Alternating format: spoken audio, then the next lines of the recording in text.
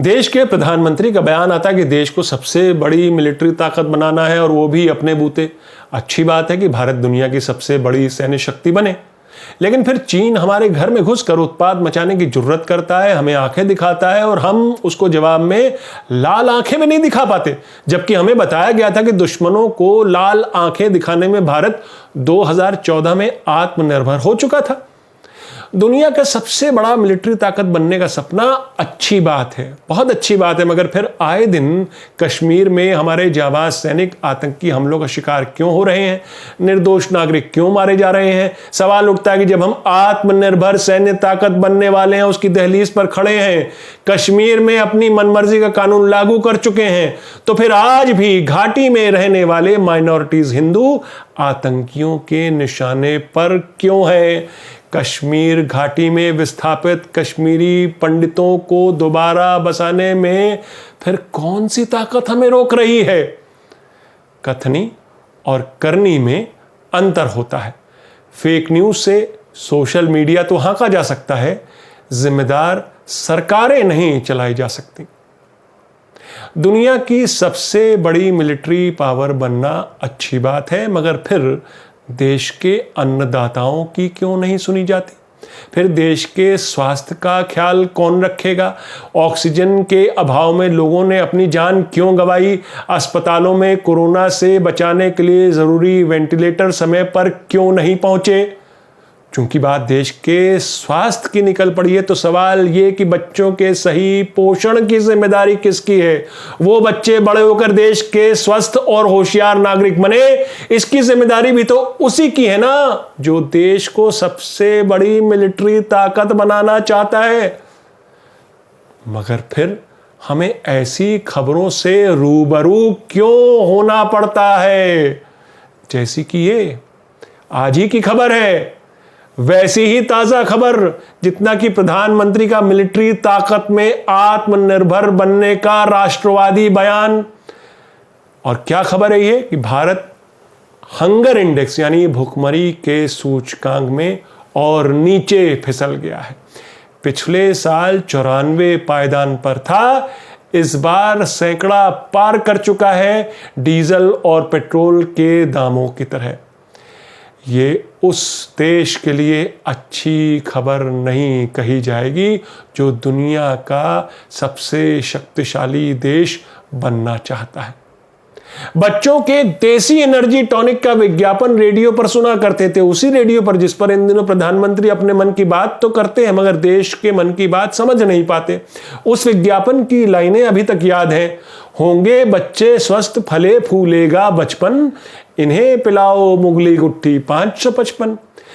आजकल तो देश को धार्मिक राष्ट्रवाद की घुट्टी पिलाई जा रही है, कभी CAA, कभी NRC की घुट्टी और कभी नंबर बदलकर 370 वाली घुट्टी।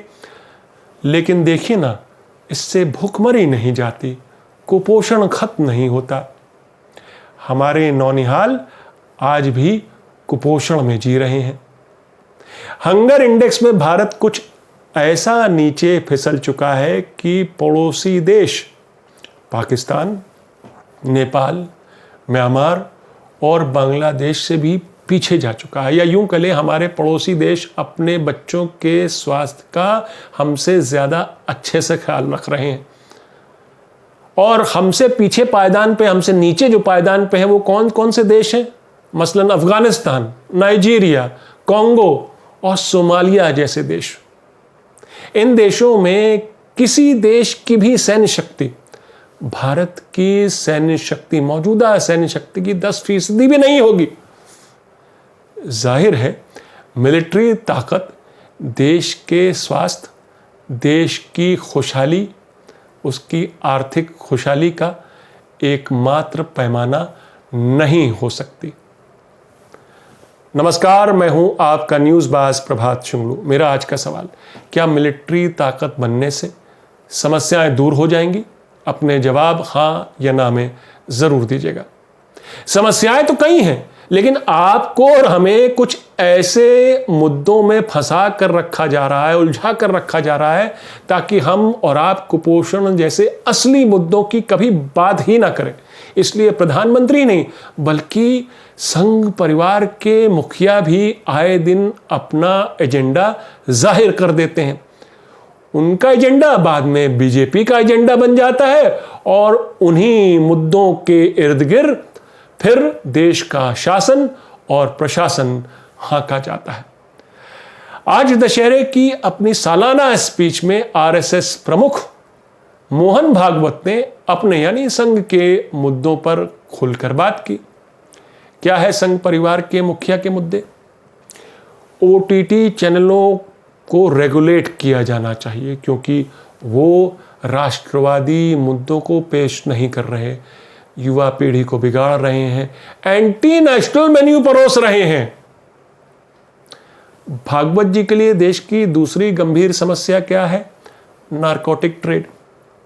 जाहिर है फिल्म स्टार शाहरुख खान के बेटे आर्यन खान की जगह रमेश कुमार अरेस्ट होता तो भागवत जी को यह मुद्दा कतई गंभीर न लगता, क्योंकि भागवत जी की डिक्शनरी में नाम में ही तो सब कुछ रखा है। जैसे प्रधानमंत्री मोदी कपड़ों से लोगों की करनी पहचान लेते हैं। खैर, दशहरे की स्पीच में संघ प्रमुख मोहन भागवत ने अपने प्रिय विषय पॉपुलेशन कंट्रोल, बढ़ती मुस्लिम आबादी, उस पर ज्ञान दिया, क्योंकि उनके मुताबिक देश की मुसलमान आबादी तेजी से बढ़ रही है, यानी हिंदू और भागवत जी का हिंदुत्व खतरे में है। 13% मुस्लिम आबादी और लगभग 79% हिंदू आबादी के बावजूद मुस्लिम आबादी से भागवत को खतरा लगता है। भागवत को बैलेंस चाहिए।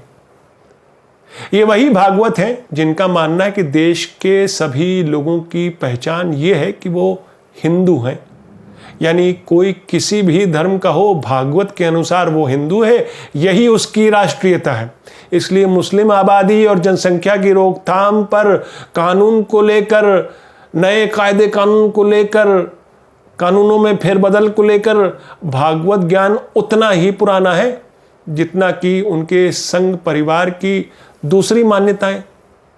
कुल मिलाकर यह कि आपको और हमें असली मुद्दों से हमेशा भटकाने की कोशिश की जा रही है, विभाजनकारी एजेंडा थोपने की कोशिश की जा रही है। वापस लौटता हूं असली मुद्दे पर, यानी हंगर इंडेक्स पर। कांग्रेस नेता कपिल सिब्बल ने व्यंग के अंदाज में मोदी जी को बधाई दी कि वाह मोदी जी वाह, आपने गरीबी मिटा दी, भुखमरी मिटा दी, देश को डिजिटल इकोनॉमी बना दिया, देश को ग्लोबल पावर बना दिया। मगर हंगर इंडेक्स में पाकिस्तान, बांग्लादेश और नेपाल से भी पीछे चले गए। वाह मोदी जी वाह, आपको बधाई। हंगर इंडेक्स की इस रिपोर्ट से जुड़े अब कुछ सूखे मगर रोचक आंकड़े आपको बताता हूं। Irish ad agency concern world wide और जर्मन संस्था वेल्ट हंगर हिल्फ हंगर इंडेक्स की इस रिपोर्ट को सालाना पेश करते हैं। उनकी यह ताजा रिपोर्ट 116 देशों को लेकर है, जिसमें भारत 101वें स्थान पर है, नीचे से 16वें स्थान पर। नेपाल 76वें स्थान पर है, पाकिस्तान 92वें स्थान पर है, 92 पोजीशन पर, और बांग्लादेश भी 76वें स्थान पर है, जबकि म्यांमार 71वें स्थान पर है। मगर इस रिपोर्ट का भारत के नजरिए से चौंकाने वाला हिस्सा एक और भी है, और वो ये कि जहां एक तरफ भारत नीचे से 16वें स्थान पर है, उसी तरह भारत का पड़ोसी मुल्क चीन हंगर इंडेक्स में ब्राजील और कुवैत के साथ टॉप के 18 देशों में शुमार है। यानी कि वो हंगर इंडेक्स में बहुत अच्छा कर रहा है, जितना कि बुरा भारत कर रहा है उसके मुकाबले वो बहुत अच्छा कर रहा है। आपको बता दूं, हंगर इंडेक्स ये 2021 का, यानी उस दौर का जब पूरे विश्व के साथ साथ भारत भी कोरोना पैंडेमिक की चपेट में था। ये वही दौर था जब लाखों लोग सपरिवार अपने छोटे छोटे बच्चों के साथ अपने गांव की ओर पैदल पलायन कर रहे थे। उनको पूछने वाली उनकी चुनी सरकारें और प्रशासन भी नदारद थे, कोई उनको पूछ नहीं रहा था। ये हंगर इंडेक्स की रिपोर्ट उसी दौर के भारत की है।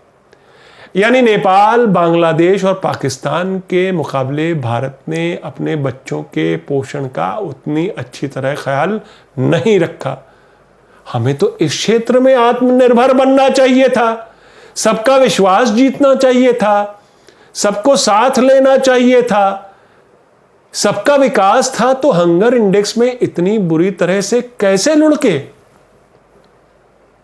4 खास पैमाने पर यह सूचकांक तैयार होता है, जिसमें कुपोषण एक पैमाना है, दूसरा है चाइल्ड वेस्टिंग, यानी 5 साल से कम उम्र के बच्चे जिनका वजन उनकी लंबाई के अनुपात में कम है, जो कि यह दिखाता है कि वो दरअसल कुपोषण के शिकार हैं। तीसरा पैमाना है चाइल्ड स्टंटिंग, जिसमें बच्चों की ग्रोथ रुक जाती है। 5 साल से कम उम्र के बच्चे जो उम्र के मुताबिक लंबाई नहीं पकड़ पाते। और चौथा है चाइल्ड मोर्टेलिटी, यानी कम उम्र में ही कुपोषण के कारण, सही पोषण न मिलने के कारण, भूखमरी के कारण बच्चों की मौत। हालांकि इस पैमाने पर भारत ने कुछ सुधार किया है इस रिपोर्ट के मुताबिक। इस रिपोर्ट के मुताबिक भारत में चाइल्ड वेस्टिंग में इजाफा हुआ है पिछले 2016 से 2020 के बीच में। 4 साल में 17.1 से 17.3% ये बढ़ गया है चाइल्ड वेस्टिंग। रिपोर्ट के मुताबिक पैंडेमिक और उसके तमाम नियम, कायदे, कानून और उस दौरान जो पाबंदियां लगी, उसकी वजह से बच्चों के पोषण पर उसका असर पड़ा। कुपोषण के पैमाने पर थोड़ा सुधार है, मगर इतना नहीं सुधार हुआ कि भारत अपने पिछले साल के स्थान पर भी बरकरार रहे। वो तो और नीचे, 7 पायदान नीचे लुढ़का है, 94 से 101 स्थान पर आया है। इसलिए ग्लोबल सैन्य शक्ति बनना अच्छी बात है। भारत माता की जय तो तब बोलिएगा ना जब भारत माँ के सभी बच्चे स्वस्थ और सुरक्षित रहें। इसके लिए ज़रूरी है कि असली मुद्दों पर हम बने रहें। यही असली देश प्रेम है। जब जब वो राष्ट्रवाद की बात करें, आप लोकतंत्र की बात कीजिए, इंसाफ की बात कीजिए, सेक्युलरिज्म की, स्वास्थ्य की, समग्र विकास की, संवैधानिक अधिकारों की, एकता, भाईचारे, समता की बात कीजिए। यही असली देश प्रेम है। ग्लोबल सुपर पावर तो भारत एक दिन बन ही जाएगा, बड़ी सैन्य शक्ति बन ही जाएगा। इसलिए मेरा आज का सवाल, क्या मिलिट्री ताकत बनने से समस्याएं दूर हो जाएंगी? अपने जवाब हाँ या ना में ज़रूर दीजिएगा। तो ये थी आज की न्यूज़बाजी। फिर मिलेंगे एक नई न्यूज़बाजी के साथ। तब तक के लिए नमस्कार।